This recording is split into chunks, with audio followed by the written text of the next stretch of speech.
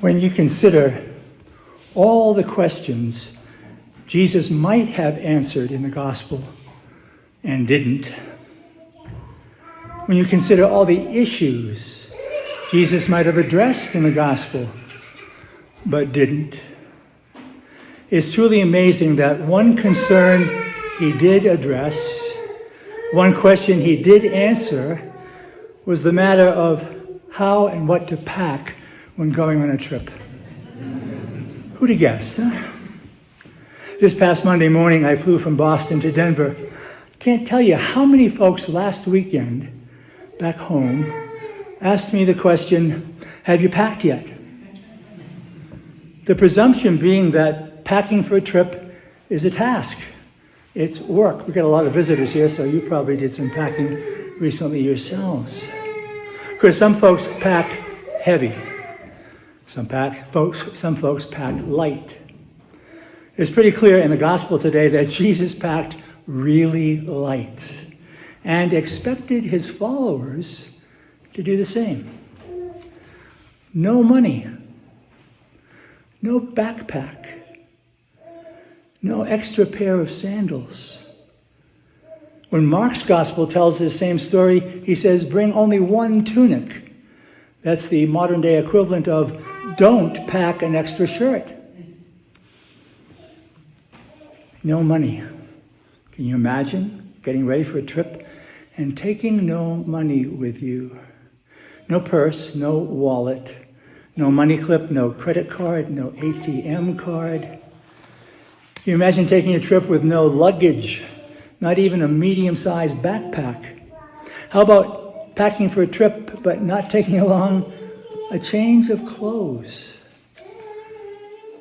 Jesus told his friends also, don't talk to anyone along the way. Don't communicate.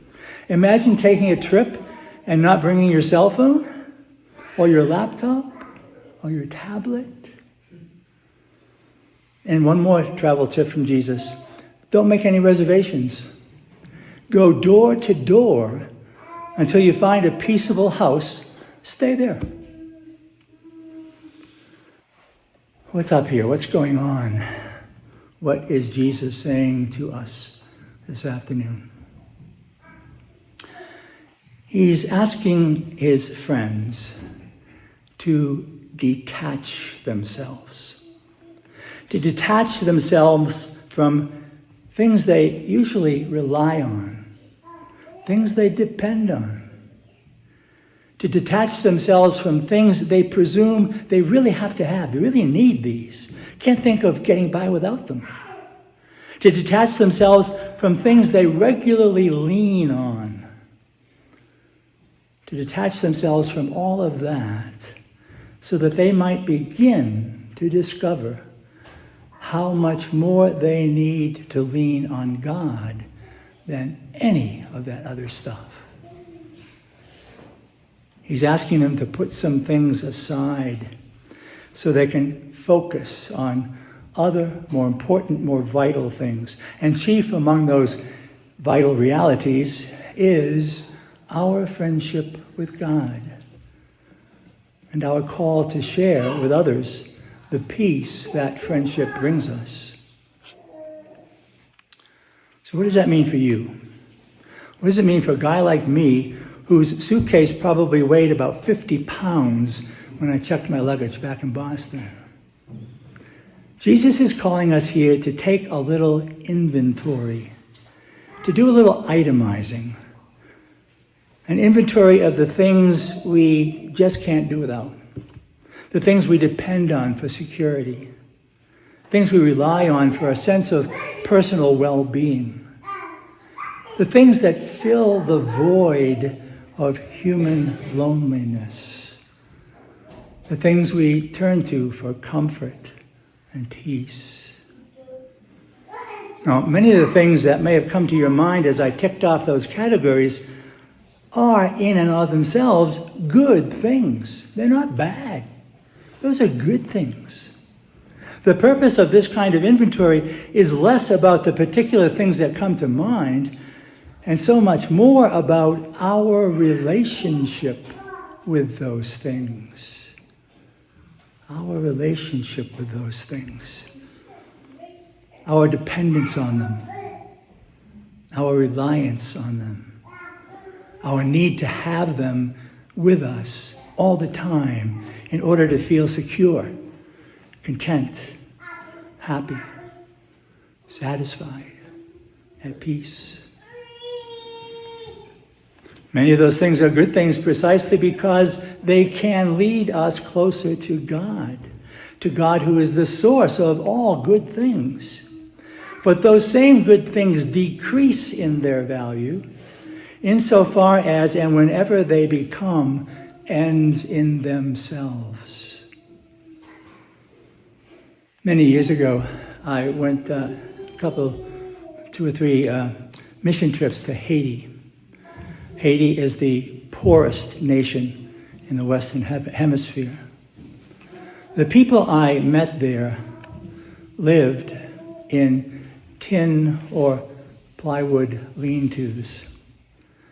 They had only the clothes on their back to call their own.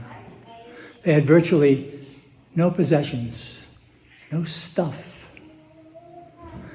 Many of them would walk a mile a couple of times a day to fetch clean water. They were often hungry. And yet, and I don't say this in any way to diminish their tragic plight, yet they were among the most peaceful, prayerful, faithful, happy people I've ever met in my life. I remember going to Nanette, who was the woman who directed the trips. I said, Nanette, how can they be so happy? And she wisely replied, well, I guess it's true that when God is all you have in life, you have everything.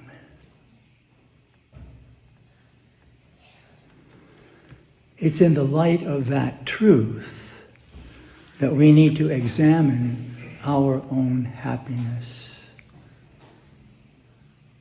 When Jesus sent out his 72 friends to share the faith, he wanted them to take inventory, to itemize the things they usually depended and relied on, to detach themselves from anything that might distract them or interfere with or diminish the peace they found in their relationship with God.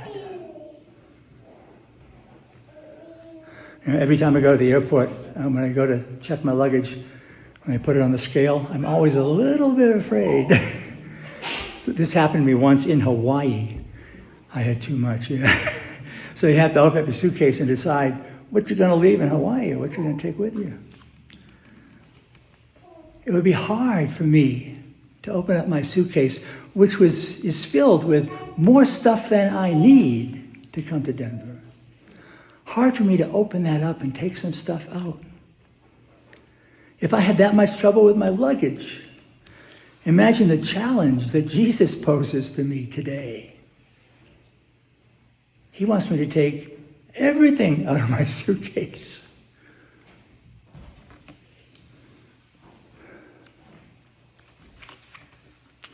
The first step here isn't leaving things behind. Starting there, even trying to start there, will likely end in failure because we'll start to concentrate on the things we're leaving behind and how much we don't want to leave them behind. No, the first step here is to take that inventory of the things that I depend and rely on for my security, my well-being, my happiness and contentment. Take that inventory and then step back and ask, do these things serve to lead me closer to God? Or is it possible that these things begin in my life to artificially replace all that God has for me, has ready for me, has in store for me in this life and in the next? Well, we began with Jesus preparing his followers to set out as missionaries to share their faith in the Lord. Before you and I accept the challenge of such a journey, we all need to ask ourselves a simple but very hard question. Am I even ready to pack for the trip Jesus wants me to take? With the help of God, I can be. And with the help of God, you can be.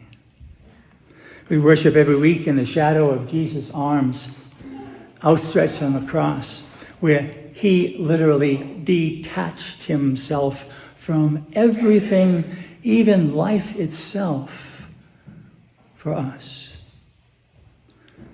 May the Eucharist we celebrate and receive at the altar give us grace and courage to let go what we don't need, to detach. May it free us to walk our journey with the faith that God has given us and by his side.